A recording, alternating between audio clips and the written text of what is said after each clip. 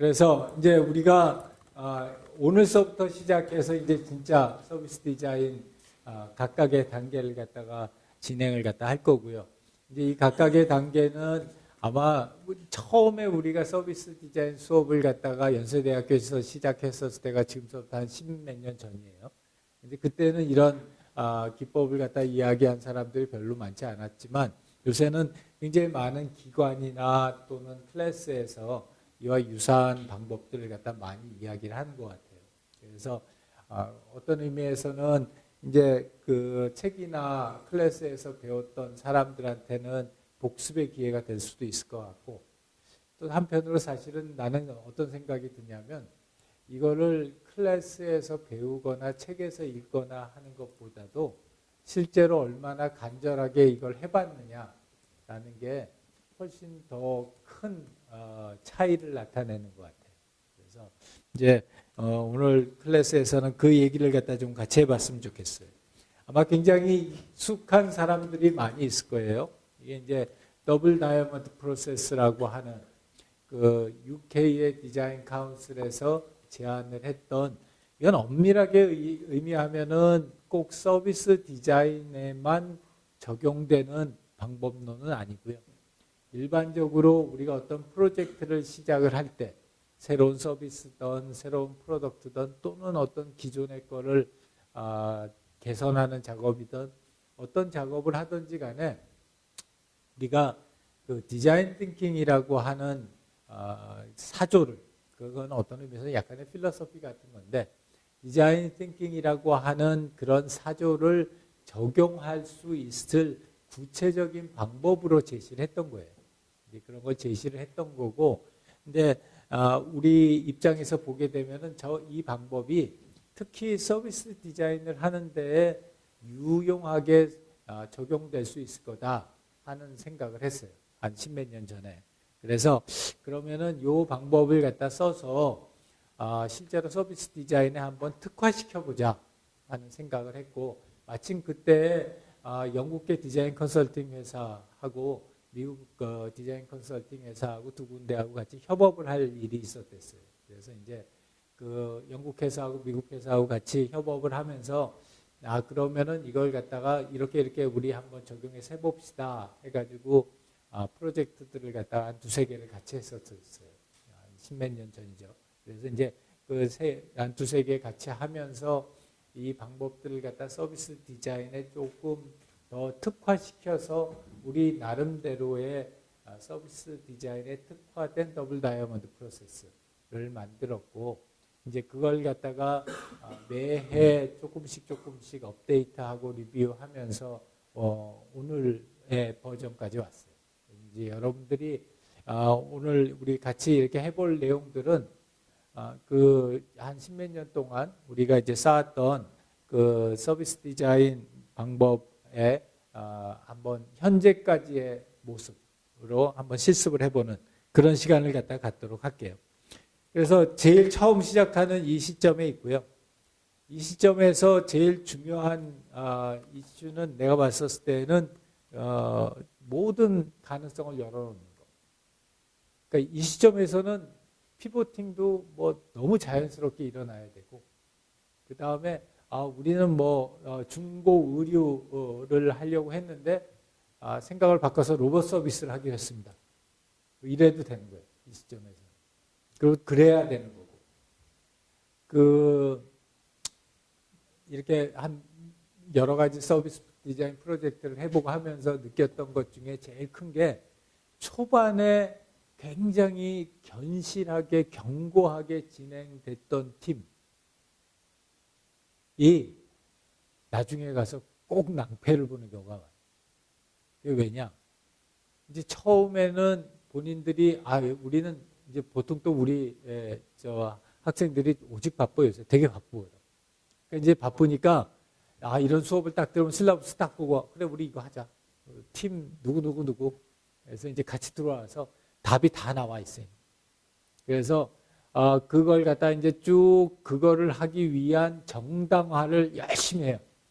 한 중간고사 기간 전까지.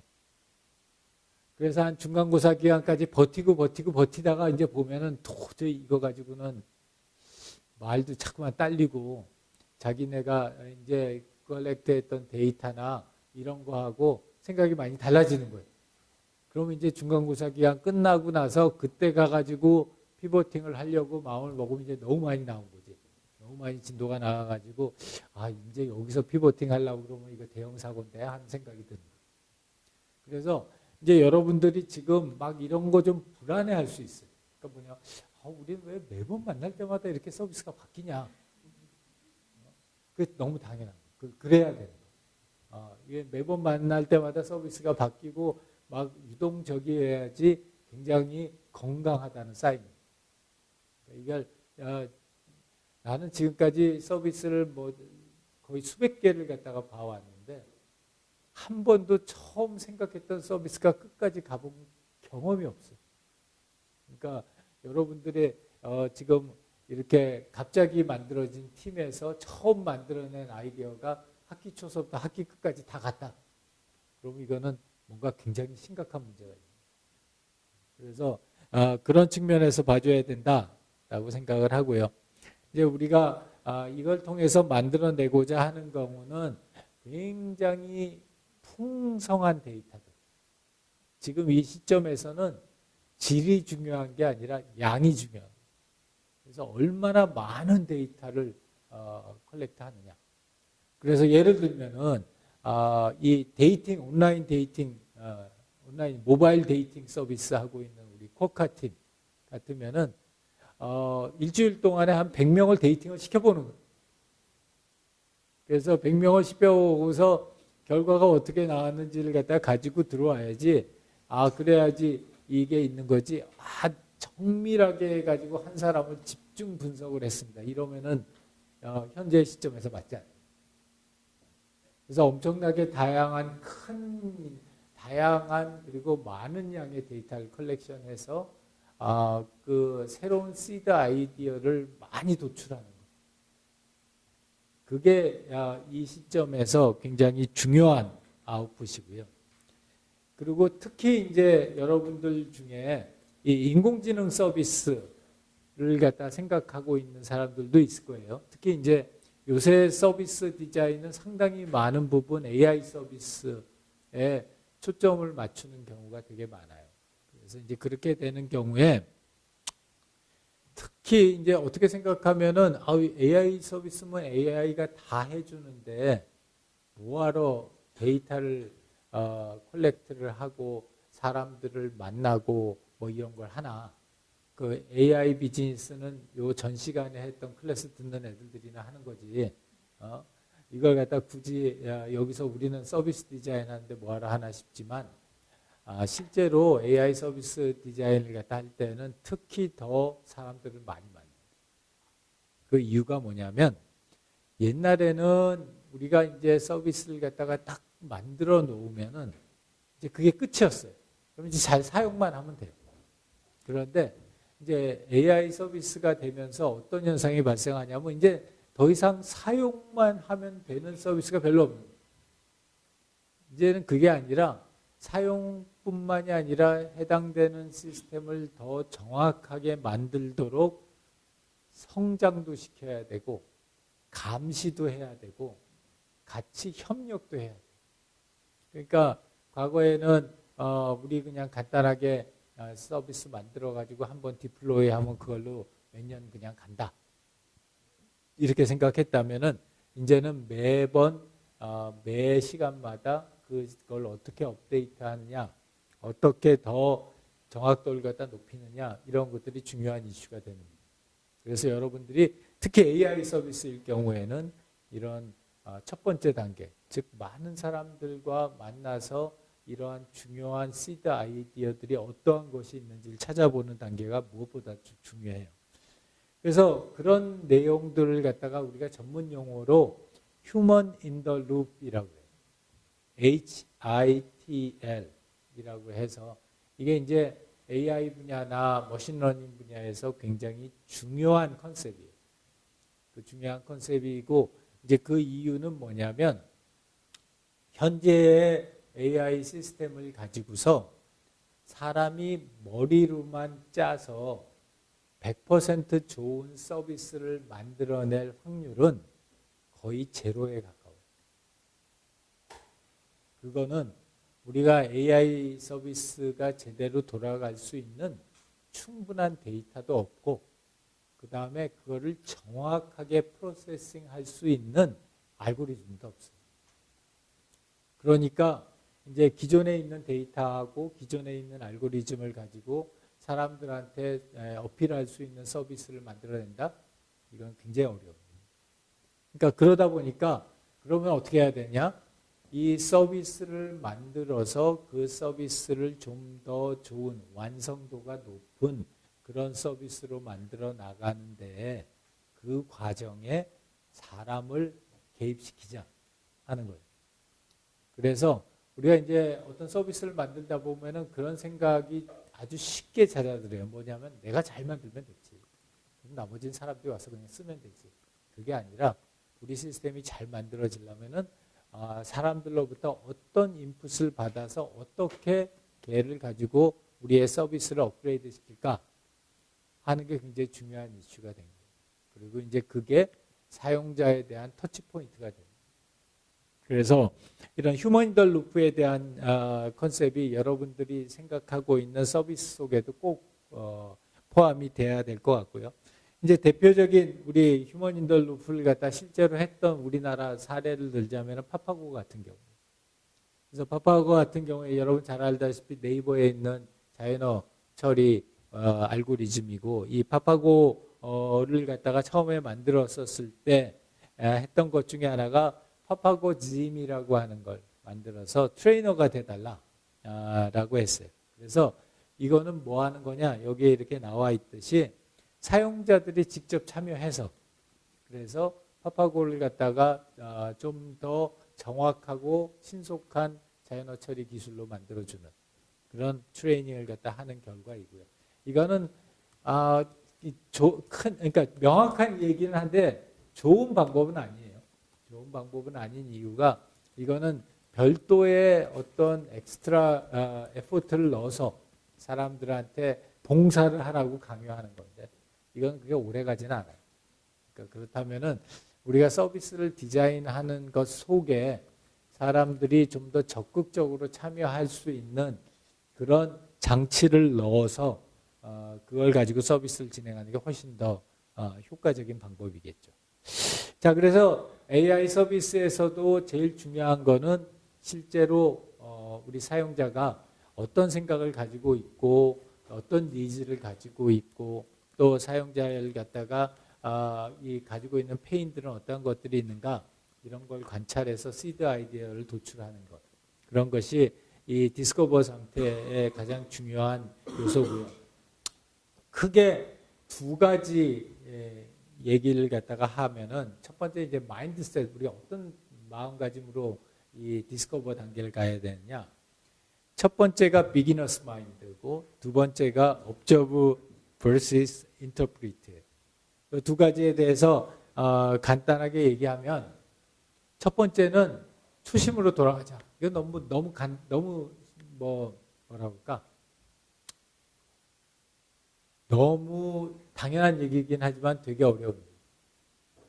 그래서 초심으로 돌아간다는 거는 내가 아무리 그 분야에 잘 알고 있다고 할지라도 처음이라고 생각하고 그 분야를 갖다가 전혀 모른다고 가정하고 진행하는 거. 이제 이게 초심으로 돌아가자는 건데 쉽게 안 돼요. 쉽게 안 되기 때문에 중요한 거는 다른 퍼스펙티브를 가져보는 게 되겠죠. 예를 들어서 뭘 할까요? 우리 여기 이제 앞에 있는 포카 팀이 그 취향 기반의 데이팅 서비스를 한다. 세 명이 다 여성이에요.